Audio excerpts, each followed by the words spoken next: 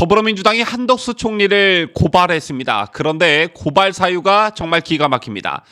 문재인 정부 당시 임명된 기관장들에게 사퇴 압력을 가했다는 이유인데, 한 총리가 지난 6월 기자간담회에서 홍장표 한국개발연구원 전 원장의 거취 문제를 두고 우리하고 너무 안 맞다 등의 발언으로 공개적으로 사퇴를 압박했다는 겁니다. 자, 이에 여당은 말이 안 되는 것이라며 어이없어 했습니다. 관련 소식 발빠르게 전달합니다.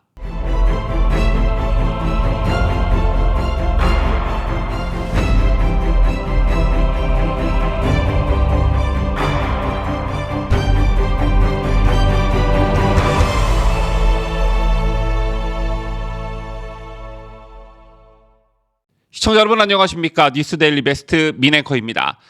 한덕수 국무총리는 지난 6월 기자간담회에서 홍장표 한국개발연구원 전 원장의 거취 문제를 두고 우리하고 너무 안 맞다 이렇게 발언했습니다. 홍장표 원장은 문재인 정권의 대표 경제 정책인 소득주도 성장 설계자로 알려져 있죠. 이런 사람이 KDI 원장으로 앉아 있다는 것은 말이 안 된다는 것이 한덕수 총리의 생각이었고 바꿔야 한다. 우리 새 정부하고 너무 안 맞다. 이렇게 말한 바 있습니다. 이 발언이 알려진 후 홍 전 원장은 지난달 6일 사의를 표했는데요. 임기를 채우지 못하고 중도 사퇴한 홍 전 원장은 총리께서 정부와 국책연구기관 사이의 다름은 인정될 수 없다면서 저희 거취에 대해서 말씀하신 것에 크게 실망했다며 중도 사퇴 이유를 밝혔습니다. 그런데 이게 사퇴 압박이라며 민주당이 오늘 한덕수 총리를 고발했습니다. 국회 법제사법위원회 소속 김승원 조호섭 민주당 의원은 오늘 오전 한덕수 국무총리, 최재해 감사원장, 유병호 감사원 사무총장 등 3명을 직권남용 권리행사 방해 혐의로 고발했는데요. 이거 누가 봐도 고발 시효이자 여론전을 위한 포석이죠. 우선 직권남용이 되려면 직무 범위 안에 있어야 합니다. 그런데 한덕수 총리는 국책연구기관장으로 있는 사람에 대한 평을 했을 뿐 어떠한 권한을 행사하지 않았지요. 그리고 본질적으로 홍장표 전 원장은 윤석열 정부에서 KDI 원장을 하기에 매우 부적절한 인물이었습니다. 그 얘기를 좀 드려볼까 하는데요. 홍 전 원장은 사퇴를 하면서 KDI는 정권의 나팔수가 아니다라며 한덕수 총리를 비판한 바 있습니다. 그러면서 생각이 다른 저의 의견에 총리께서 귀를 닫으시겠다면 제가 KDI 원장으로 더 이상 남아있을 이유는 없다 이렇게 덧붙였는데요. 그런데 KDI가 정권의 나팔수가 아니다. 과연 홍장표가 그런 말을 할 자격이 있을까요? 홍 전 원장은 문재인 정부 초대 경제수석으로 소주성의 밑그림을 그리고 이를 주도한 인물입니다. 하지만 소주성이 어떻게 됐습니까? 국가 경제에 엄청난 부담을 안긴 채 실패로 끝이 났지요. 문정부는 최저임금을 급격히 인상했고 그 결과 자영업자, 소상공인들이 줄도산하고 고용대란이 일어났습니다. 뿐만 아니라 소득 격차도 크게 벌어졌습니다. 이에 윤석열 대통령은 이런 소주성을 폐기하겠다고 공약해 국민들로부터 선택을 받았고 대선에서 승리했습니다. 그렇다면 최소한의 양심 있는 사람이라면 총리 입에서 저런 말이 나오기 전에 사퇴했어야 맞는 거겠죠. 또 홍 전 원장 취임 이후 KDI가 제대로 기능하지 못한다는 내부 지적도 나온 바 있습니다. 소주성 입안자가 원장에 임명이 되면서 정부 정책에 쓴소리를 하지 못했다는 이유에서인데, 더군다나 홍 전 원장은 지난해 5월 KDI 원장으로 임명이 됐죠. 이를 놓고 정권 말 알박기 인사라는 논란까지 벌어지기도 했습니다. 이런 전력의 홍 원장이 과연 정권 나팔수 운운할 자격이 있는지 문재인 정권 사람들은 왜 하나같이 그렇게도 뻔뻔한지 모르겠습니다.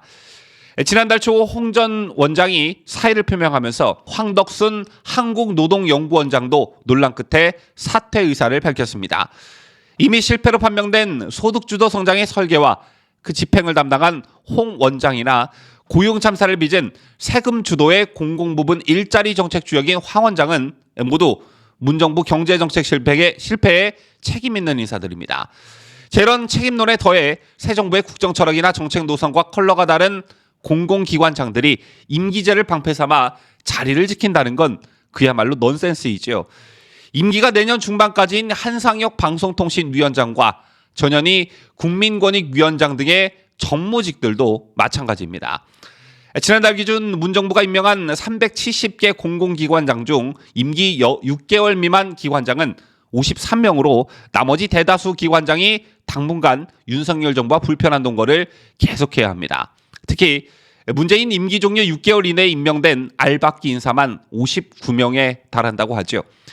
저렇게 알박기란 알박기는 다 해놓고 그 책임과 탓은 온전히 윤석열 정부에만 지라고 하는 게 바로 민주당의 모순된 논리인 것입니다. 자, 때문에 문정부 시절 임명된 공공기관장들은 거취를 분명히 할 필요가 있는데요. 특히 문재인 정권 시절 임명된 기관장들의 상당수가 정치적 임명직이기 때문에 더 그렇습니다. 저희들이 버티기에 나서면서 윤석열 정부의 국정 동력은 떨어질 수밖에 없고 해당 공공기관은 어수선한 분위기에 휩싸인 채 식물기관으로 전락하고 있습니다.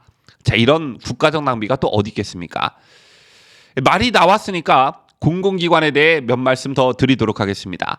윤석열 대통령은 임기를 시작하자마자 공공기관 개혁에 본격적으로 시동을 걸었지요. 저는 개인적으로 이 점을 좀 높게 사고 싶은데요. 윤석열 정부는 출범 초부터 노동, 교육, 금융, 서비스 등과 함께 공공부문 구조개혁을 핵심 과제로 꼽았습니다.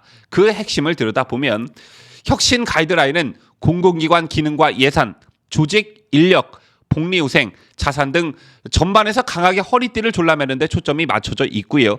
민간 지자체와 겹치는 기능과 비핵심 사업, 기관 간 유사 중복되는 업무는 축소 또는 통폐합하고 경비와 업무 추진비 등 예산을 10% 이상 절감하면서 보수 체계도 직무 성과 중심으로 개편키로 했습니다.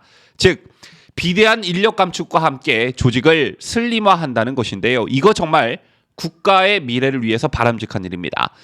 공공기관이 방만경영과 비효율의 대명사가 된 것은 어제 오늘 얘기가 아니기 때문이죠. 특히 지난 문재인 정권 5년간의 폐단이 엄청나게 심화됐는데 350개 공공기관의 인력 규모는 현재 44만 3천 명입니다.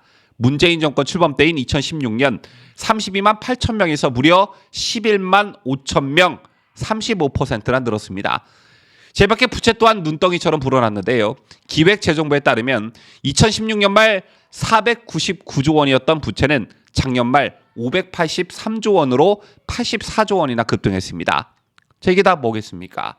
사실상 나라 빚이죠. 지난해 공공기관 절반에 해당하는 170여 곳이 영업 손실을 기록했고 수익으로 이자도 감당하지 못하는 공기업이 2017년 5개에서 2021년 18개로 증가했습니다. 이런 현상들 왜 일어났겠습니까, 여러분? 공익을 지키면서 효율적 경영으로 적정 이윤을 내야 하는 시장형 공기업들도 탈원전, 비정규직 제로와 같은 잘못된 정권 시책에 총대를 맸고요. 전문성이나 경영 능력이 없는 정치권 인물들의 낙하산과 보은, 코드 인사가 만연했을 뿐만 아니라 이들은 노조에 길들이기와 결탁해 자리를 보존하면서 무책임한 경영을 일삼았습니다. 이는 곧 부실 경영과 도덕적 해이로 이어졌고 결국 국민 세금으로 메워야 하는 손실만 키웠죠. 자, 결과적으로 대형 공기업인 한국전력과 6개 발전 자회사, LH 한국토지주택공사, 석유공사, 철도공사 등이 한결같이 심각한 재무 위험에 빠져 있습니다. 이를 정상화하겠다는 것이 윤석열 정부의 포부인데 이 과정에서 가장 먼저 선행돼야 하는 건 홍장표와 같은 사람들이 알아서 길을 비켜주는 일입니다. 자, 그런데 이렇게 너무도 당연한 일을 놓고 몇 마디 했다고 총리를 고발한다? 참 이런 아이디어는 도대체 민주당 누구의 머리에서 나오는지 모르겠습니다. 지금까지 저는 자유대한민국을 수호하는 뉴스데일리 베스트 민앵커였습니다.